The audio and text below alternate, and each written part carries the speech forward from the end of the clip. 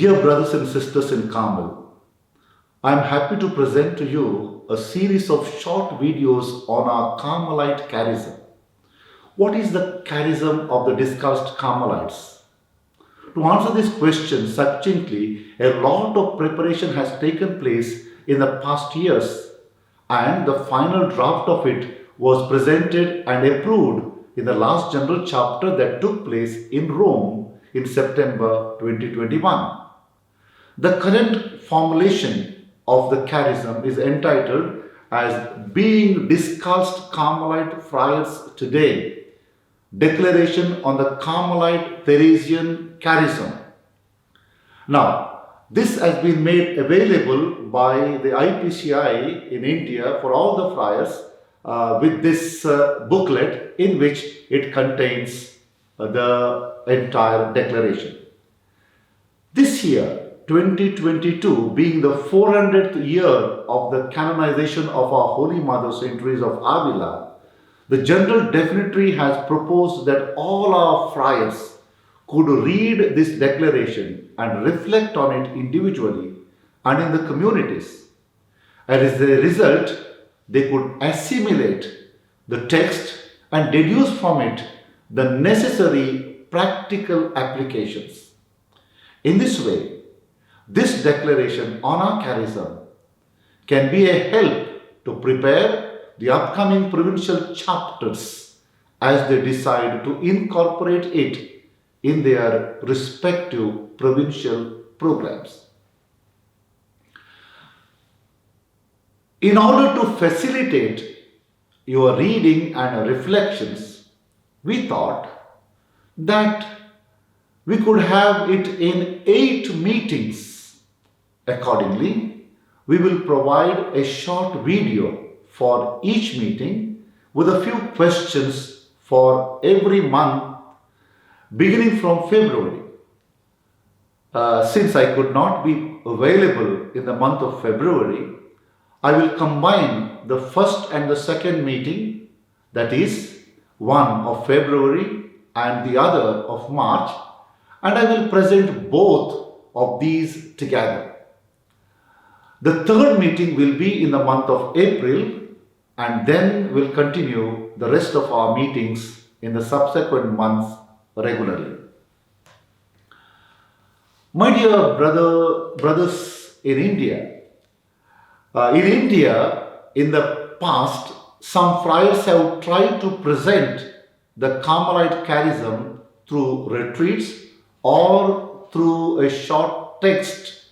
For example, for the Peter Chakyat from Malabar province has produced this short booklet, Theresian Carmelite Charism, an appraisal.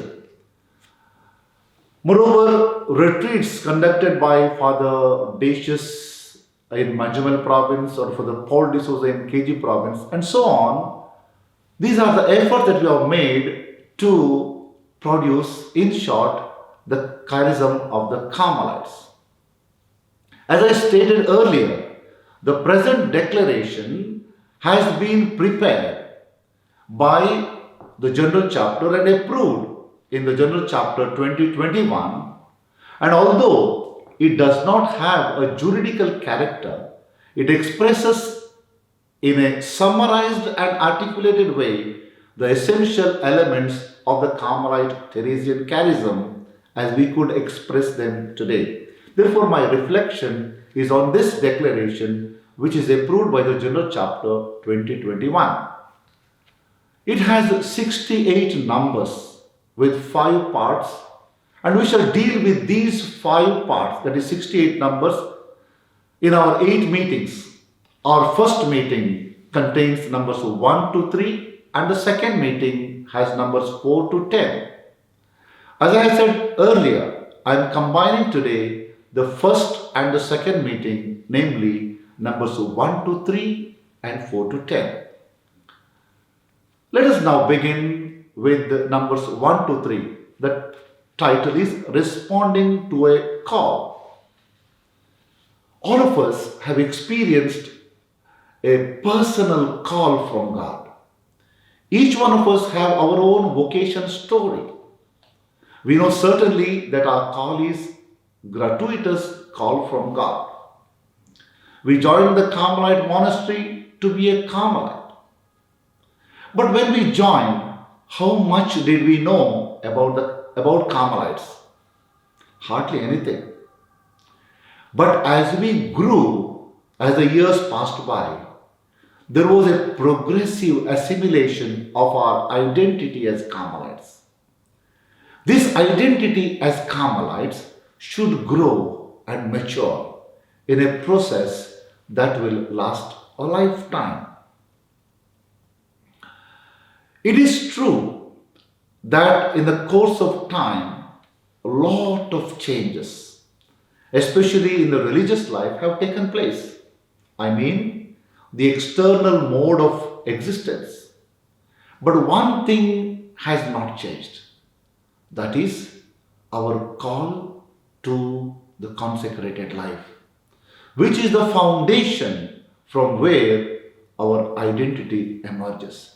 Therefore, our Carmelite identity is based on the call to our consecrated life. This is a summary of the first three numbers. Therefore, some questions for our reflection. Number one, am I constantly conscious of my call to the consecrated Carmelite life? The second question, am I building or shaping my Carmelite identity on the divine call which I received from the Lord? These two questions might help us to reflect on these first three numbers.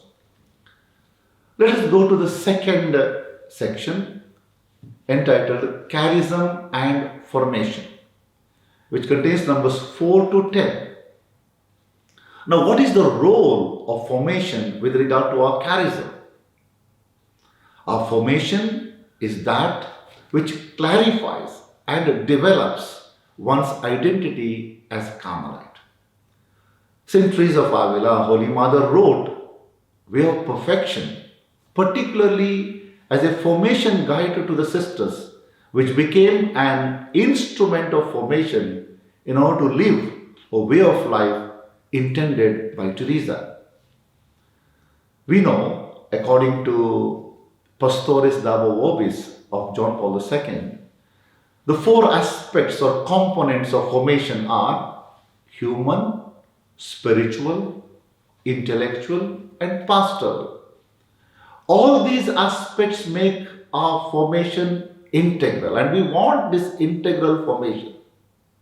Moreover, the community in which we live with a specific style of fraternity has a great role in formation.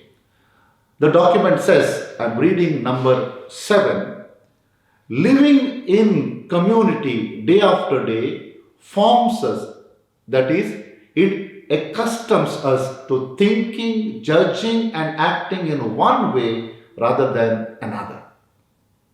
Number 7, the last line. Furthermore, we speak of formative community, like it may be novitiate, philosophy, theology. But what about other communities? This document underlines that every community is formative. Says this document, number 8, every community must be a reality that encourages people to grow, to become more mature, more prayerful, more fraternal, more loving of God, and more concerned for the good of His people. It is true that after the initial formation, we forget about any formal formation, but we do speak of ongoing formation. Our identity as Carmelites is to be constantly updated through our ongoing formation. Lastly, a serious and in-depth study on spirituality and especially on our saints will enable us to enrich our identity as well as present to the world in a meaningful way the richness of our spirituality of Theresian Carmel. So, few questions for our reflections on these numbers 4 to 10. The first question could be, does our initial formation enable our formies to comprehend or realize their identity as Carmelites? Second question, does our ongoing formation make us grow in our Carmelite identity?